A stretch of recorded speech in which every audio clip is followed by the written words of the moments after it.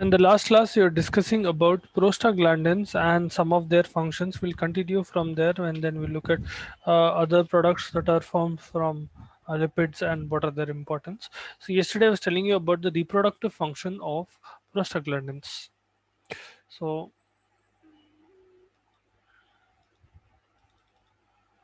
as I told you, one of the most important functions is that it can induce labor. Now, depending on where you are using it, it can be helpful or it can be very harmful. If you use it at full term, or essentially when the lady is uh, uh, about to go into parturition or about to deliver, वो time पे अगर आप दे रहे हैं, तो it will induce labor. It will make the process of birth much more easier. On the other hand, if you give it in between the pregnancy, let us suppose at the end of second trimester or sometime during the third trimester, then it will cause premature birth. So depending on how you are using it, it can be dangerous or it can be very useful as well. Other than that, these prostaglandins, they also help spermatozoa. They will help sperms move into, they will help in help the sperms move from vagina to your cervix and uterus. So essentially in mobility. Okay. They will help the sperm move from vagina to cervix and the uterus, and essentially they will facilitate fertilization. To put it in another way, let us suppose there is a man who has less amounts of prostaglandins in the seminal fluid. In those men, infertility will generally occur. If prostaglandin levels are low in seminal fluid, infertility is very common. Okay. Other than that, it can increase glycogen formation, it can increase urinary volume, it can cause excretion of sodium, potassium, and chlorine. Some other functions of prostaglandins also include, depending on the type of prostaglandin, we have PGE2.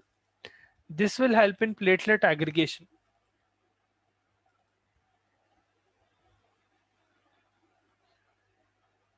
Platelet aggregation essentially means your thrombocytes, जो platelets रहते हैं आपके blood में, they are aggregating and they are clumping together.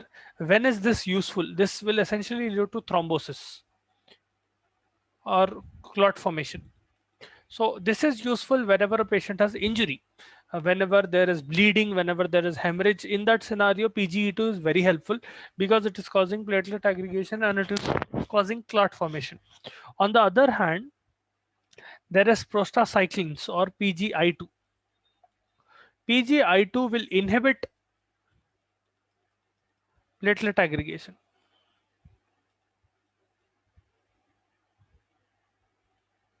So depending on the type of prostaglandins, you can have either clotting or you can have a function that is inhibiting clotting. Other than that, prostaglandin also have a respiratory function.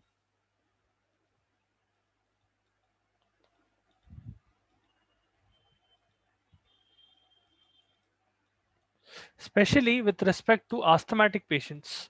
Now, in patients who have asthma, have you ever seen a patient who has asthma in hospital or in relatives, or have you ever seen a patient who has asthma? We have seen sir. Okay. So what are the typical symptoms that a patient who has asthma? What do you see when they have asthma? Difficult breathing, sir.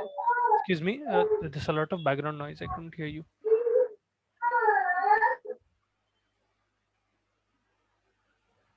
Difficulty breathing. Difficulty in breathing. Okay. Do you know why Sir, this difficulty difficulty? breathing. Yes. Why this difficulty in breathing occurs?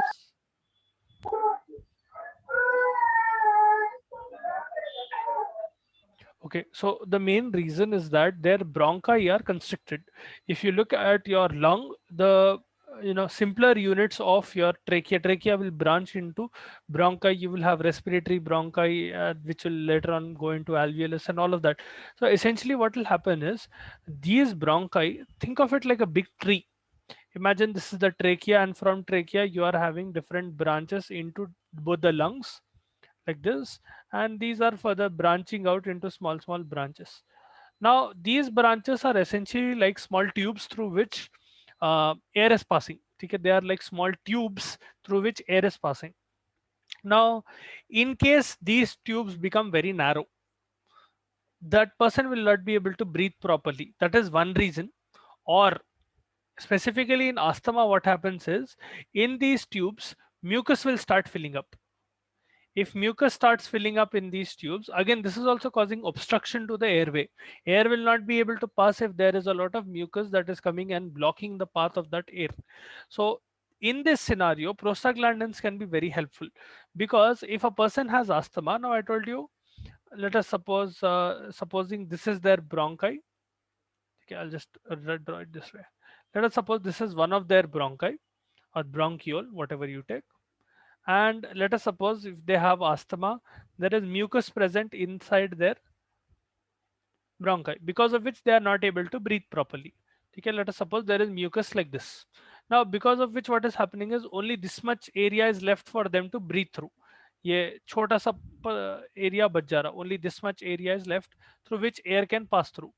Now, if I want to reinstate or bring airway back to normal, one thing that I can do is remove this mucus, but that is fairly difficult. It will take time to remove that mucus, and especially patients who have asthmatic attacks, you will not have that much time wherein you can remove that mucus. So in that scenario, what I can do is I can increase the size of the bronchi. So let us suppose I will dilate that bronchi to this size. Now what is happening, instead of having this much space, they are having this much space to breathe. Okay, even if there is mucus, they are able to breathe more easily. Okay, later on I will try to remove the mucus present in their lungs, but for now they are able to breathe properly and that asthmatic attack will be abated, it can be treated. In this scenario, drugs that will dilate your bronchi are called bronchodilators.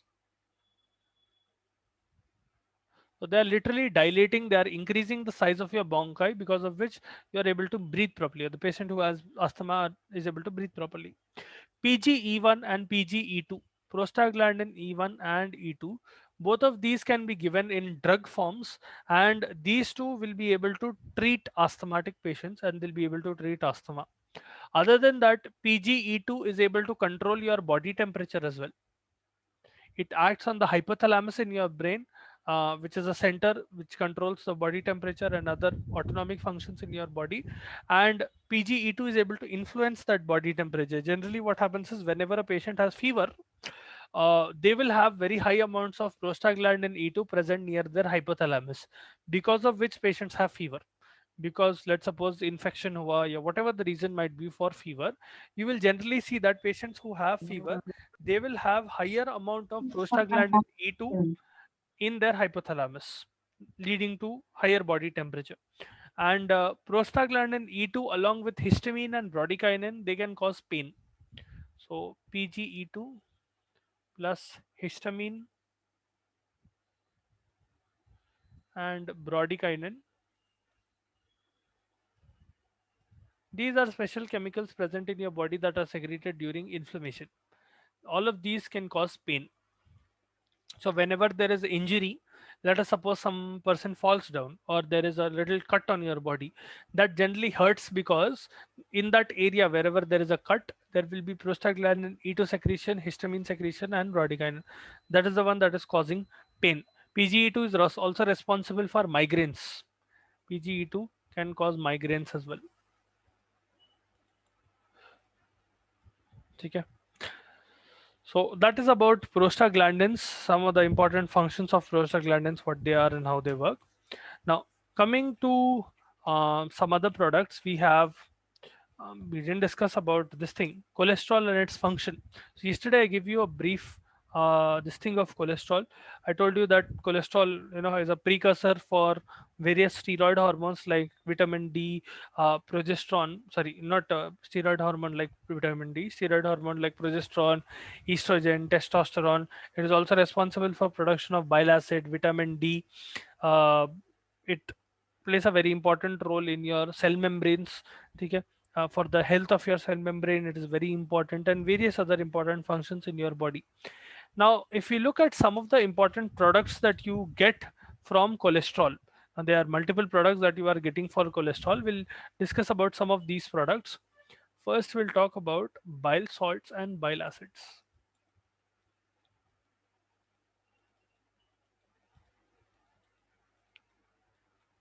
So there are essentially two important type of bile acids. If you look at bile acids, so bile is this fluid that is secreted in your liver.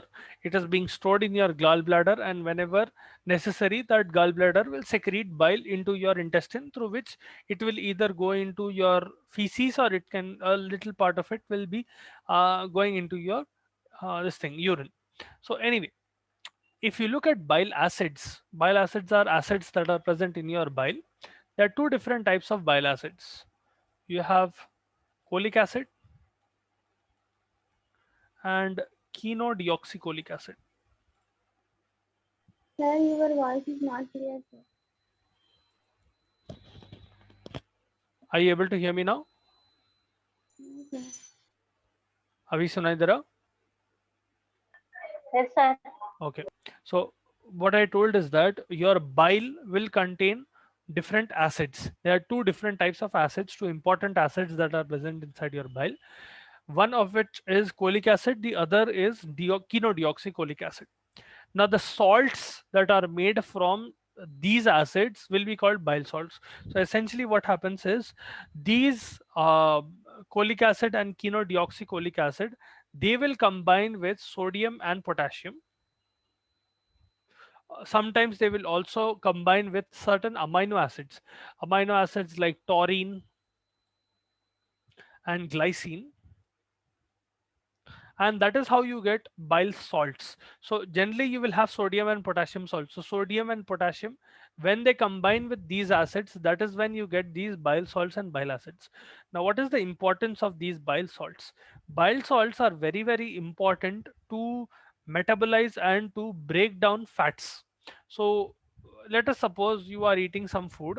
That food, whenever it passes through your stomach and it is reaching your intestine, it has a lot of fat. Okay, whatever food you eat, it will contain some amount of fat. In order to break down that fat, in order to absorb that fat, you need bile salts. Without bile salts, those complex lipids cannot be broken down, and if they are not broken down, they will not be able to absorb. Okay, those complex lipids need to be converted into smaller, simpler lipids, and through that you will be able to absorb the fats which are being consumed through your diet. Okay. Another important component of your bile is bilirubin. Now, bilirubin is a pigment that is present in your bile. It will give the color to bile, and generally, patients who have bilirubin will also be present in blood. Okay. If you look at serum bilirubin level, this should be somewhere around 0.2 to 1 milligram per deciliter of blood. Okay. Patients who have higher amount of bilirubin, generally you will see that they will have some sort of liver damage. Only then you will see higher amount of bilirubin, indicating that the patient who has jaundice or patients who have liver damage, even if it is not jaundice, if it is liver damage, those people generally have higher amount of bilirubin. And patients who have higher amount of bilirubin, what will happen is their if it increases beyond a certain point, if there is a lot of bilirubin present in your blood, it will start going into other parts of your body. So bilirubin will start getting deposited in your eyes, specifically in your sclera. It will get deposited on your skin, on your nails. And if you ever see a patient with jaundice, have you all ever seen a jaundice patient? Yeah, Yes, sir. Okay, so how do they look? Severe jaundice. yellowish color, eyes yellowish color. Yellowish colored eyes. Their skin will also turn slightly Skin yellowish. also yellowish color, Yes, sir. they will have their nails will turn yellow. They will not be able to eat food properly. There'll be a lot of nausea. They might vomit and things like that. This is specifically because of higher amount of bilirubin in their blood. This bilirubin Yes, is not being excreted by their liver because there is some problem in the liver. Okay, more often than not, there is some sort of liver damage. It might be due to an infection. It might be due to alcohol consumption. It might be due to whatever reason. But if that liver is not working properly, bilirubin starts getting accumulated, and that will cause problems. That condition is called hyperbilirubinemia. Hyperbilirubinemia. So bilirubinemia is amount of bilirubin in blood Hyper or hypo will indicate whether it is high or low. If it is hyper, it means high amounts of bilirubin in blood. Hypobilirubinemia means low amounts of bilirubin in blood. Okay? So those are bile salts, bile acids, and bilirubin. Then there is vitamin D. Vitamin D has many different forms, but the important form will be vitamin D3, also called cholecalciferol. Now, cholecalciferol is produced from cholesterol, and it has a significant importance with respect to this thing, bone health. Now, how is vitamin D3 produced? Normally, whenever there is a particular chemical in your body, when that chemical's name is 7-deoxycholesterol. Okay, sorry, 7-dehydrocholesterol. When 7-dehydrocholesterol, dehydrocholesterol, when this gets exposed to sunlight, like literal sunlight, if you go outside, the sunlight that is being exposed to your skin, when 7 dehydrocholesterol gets exposed to sunlight, it will get converted into vitamin D3. Okay, that is why it is very important for humans to get exposed to sunlight. Okay, synthesis of vitamin D3 is directly proportional to the exposure of sunlight, meaning people who stay indoors for a long period of time, they will have less amount of vitamin D in their body. And you will see that vitamin D plays a lot of important role in your body.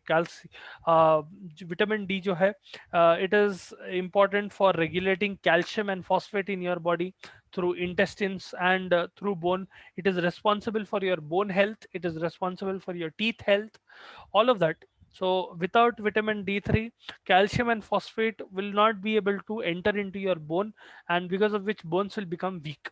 So if you want strong and healthy bones, it is very important that you have adequate amount of vitamin D present in your diet and present in your body. Then there are a few steroid hormones like we have this thing, progesterone, estrogen.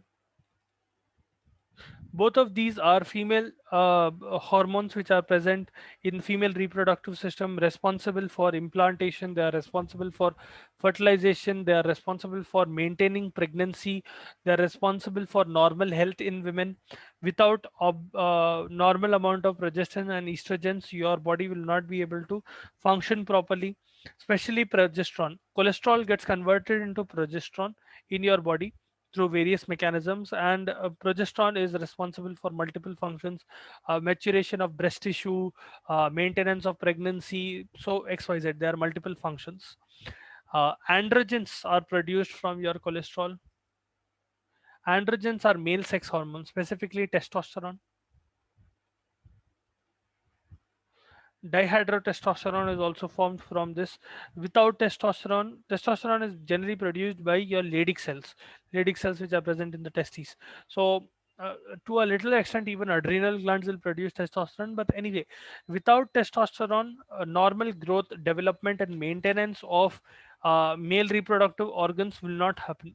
Sexual differentiation is occurring, spermatogenesis is occurring with the help of testosterone. So all of that will not occur with without the presence of testosterone.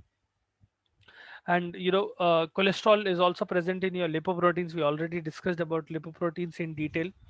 um, उसके अलावा some other important products present in lipids. There is this thing, you have fat biosynthesis. So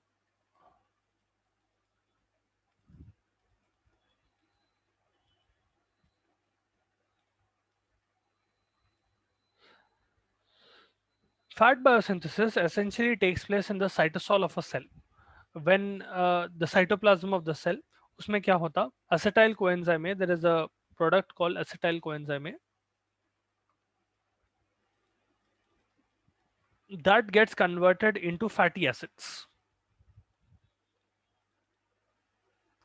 Now, whatever food that you eat, let us suppose it has carbohydrates, fats, and proteins.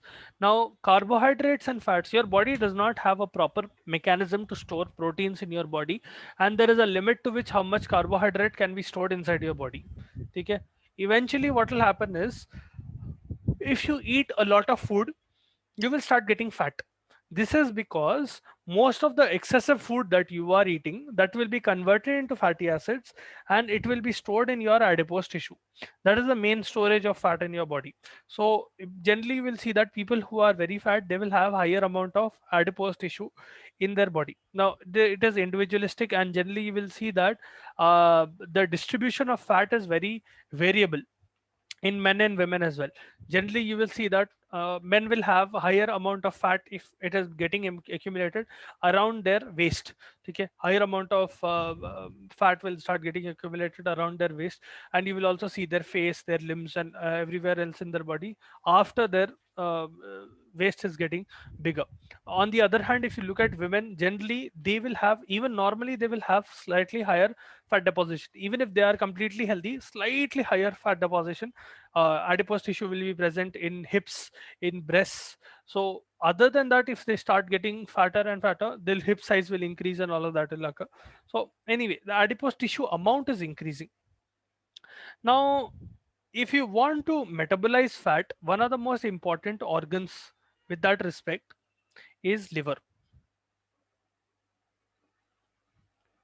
Liver is a major organ which is responsible for fat metabolism, to process fat and to convert various products into fat so that it is stored, and maybe even to break down fats if they are necessary. Okay. Liver cells help in breakdown of fats by producing bile, which is required for both breakdown and absorption of fat. Okay. Bile, which is required for breakdown and absorption of fat that you are consuming, that is done with the help of liver cell. So hepatocytes will be able to convert one form of fat into another form of fat, and whatever excessive proteins and carbohydrates that you are consuming, as I told you, up to a certain point your body will use it.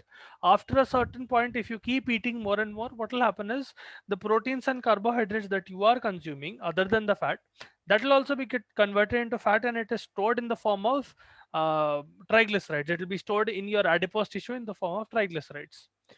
Now, here comes one important component called alcohol. Now, you generally know that people who consume alcohol, especially excessive amounts of alcohol on a regular basis, they will tend to get fatter. Why is this? Why is that happening? Now, alcohol interferes with essentially the ability of hepatocyte, or the ability of liver cell, to remove fat from its own cell. So essentially what happens is, when fat metabolism occurs, it is occurring inside a hepatocyte. Let us suppose this is a hepatocyte, a cell of your liver. Okay. Fat is being metabolized and fat is being produced inside your liver. Now alcohol will interfere with the process where fat is getting removed out of your liver into adipose tissue. Now even if fat is being produced normally, even if you don't consume alcohol, what happens is this fat goes into adipose tissue, and it is stored in adipose tissue, okay, in the form of triglycerides. Alcohol will inhibit this process. It will not let fat get removed out of hepatocyte, and as a result, what will happen is hepatocyte will start becoming fatty. This condition is called steatosis. You will see that patients who have the habit of alcoholism, or who consume a lot of alcohol, you will generally see that those patients have something called fatty liver. Okay. In this fatty liver, what happens is literally their liver will increase in size, and as a result what will happen is there'll be a lot of fat deposited in and around their liver, because of which their liver will not function properly, and they will generally have other problems as well. Their food will not be digested, they will have nausea, they might have vomiting. Some in certain scenarios what will happen is, if see, liver is a very very, how should I put it, regenerative organ. Normally you can regenerate a lot of damaged hepatocytes, even if there is damage because of whatever reason, whether it is a toxin, whether it is physical injury. Liver is able to regenerate very quickly. But if a person is consuming alcohol for a long period of time and they do not stop, what happens is at one point of time that liver will go into cirrhosis. Cirrhosis is a condition where the damage to that liver has become so severe that liver cannot recover anymore. So in these scenarios, you will have to transplant the liver. There is no other option, or else the liver will continue to deteriorate. Obviously, even at this point, if you stop drinking alcohol, it cannot go back. So normally your liver, as I told you, is a very regenerative organ. If you stop drinking alcohol, let us suppose there is a person who drinks a lot of alcohol. After 1 or 2 years, their health is deteriorating. They go to a doctor, and the doctor tells them, if you want your liver to function properly, you'll have to stop drinking alcohol or avoid it as much as possible. Decrease the amount that you are consuming. And if they are able to significantly decrease the amount of alcohol, their liver will regenerate. They will be able to recover significantly within a short period of time.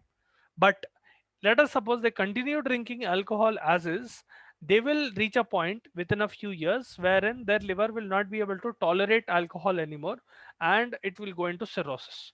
That is when liver damage is irreversible, and you have to transplant liver at that point of time.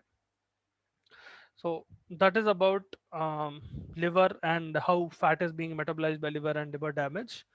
Then there is another small topic left in your fat metabolism, which is ketone bodies.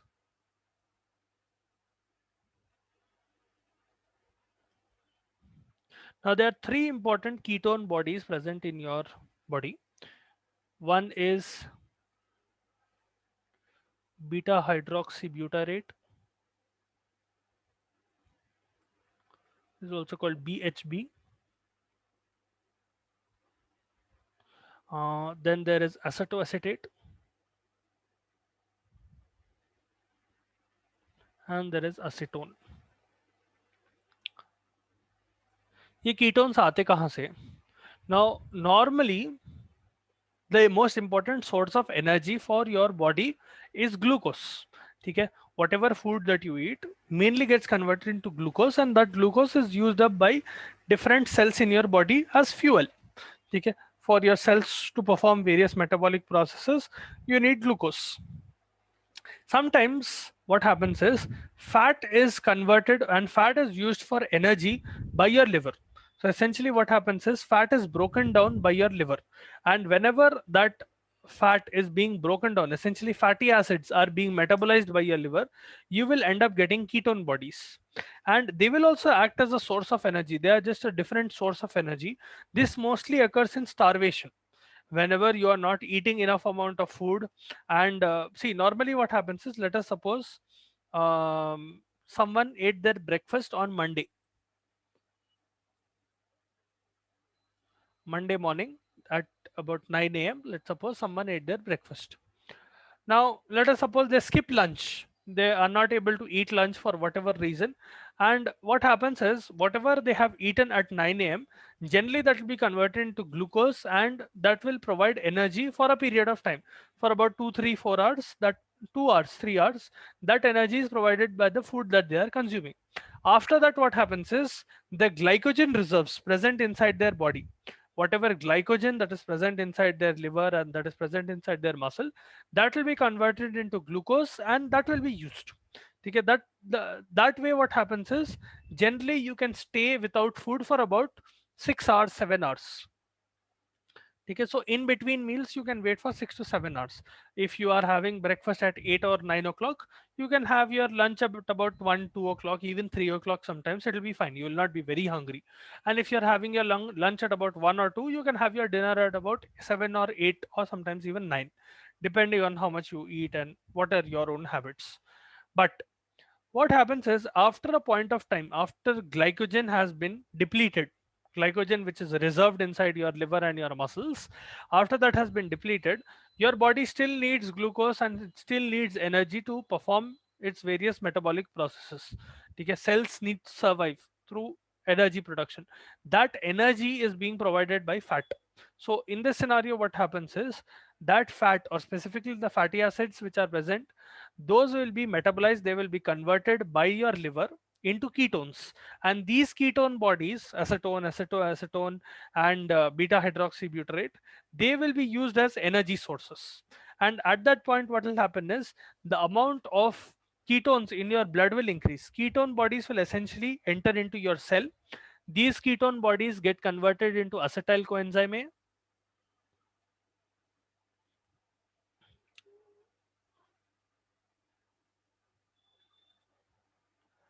This acetyl coenzyme A is, entering into your tricarboxylic acid cycle, TCA essentially, and through TCA, citric acid cycle जो है, and through that energy is being produced. That is how ketone bodies are giving energy. But over time, what happens is, if ketone bodies start accumulating in your body quite a lot, especially in patients who have diabetes and all. Diabetes में क्या होता, patients will not be able to use glucose. If you ever see a patient with diabetes, their blood sugar level will be very high, their blood glucose level will be very high. This is because their cells are not able to use that glucose. Either there is very low amount of insulin in their body, or those insulin receptors are not working, because of which glucose starts getting accumulated. Now, as a result, what happens is, uh, over time your body will start looking at other sources of energy, because glucose cannot be used, other sources of energy has to be used. And hence what happens is, in diabetes people, ketone bodies will be the primary source of energy, and their blood levels of ketones will increase significantly. And as a result, what will happen is, you will see higher amount of ketone in their blood, higher amount of ketone in their urine, and even their breath. If you go close to them, you will be able to smell a fruity breath. That fruity breath is coming because of ketone bodies. Ketones generally have a fruity breath. That will generally occur in patients who have diabetes. So that is about ketone bodies. And with that, we have completed your lipids and metabolism of lipids, the chapter. Okay.